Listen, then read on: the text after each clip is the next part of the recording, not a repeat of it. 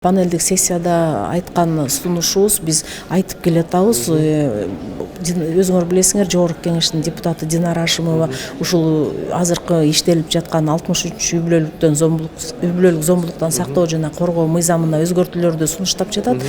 Ошол өзгөртүүлөрдү сунуштаган учурда биз дагы Ички иштер министрлиги тарабынан мыйзамдын иштешин, ошол мыйзам иштегенде кандайдыр бир натыйжа чыгыш үчүн биз ушу аялдарга зомбулук фактысы аныкталган учурларда медициналык кароодон бекер болсо деген сунуш кылганыбыздын себеби көпчүлүк учурда жанакы социалдык жактан баары бир жабыр тартылган аял бирөөлөргө көз каранды да, анан өзүнүн чамасы жетпейт.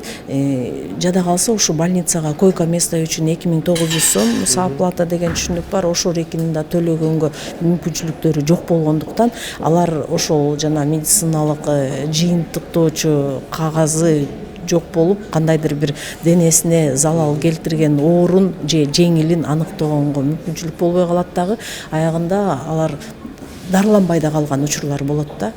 Анан бул практикада, менин практикамда мисалы ошондой кейсибиз бар. Биз ушу өзүбүздүн өнөктөштөрдүн жардамы менен ошол келинге кандайдыр бир деңгээлде жардам берилип, биз баягы маалымат берсек колго алышып, жардам беришип, ошол келиндин жада калса ошо юридикалык кеңештеринин жардамдардын баардыгын тең ошо өнөктөштөр тууралап жардам беришти да.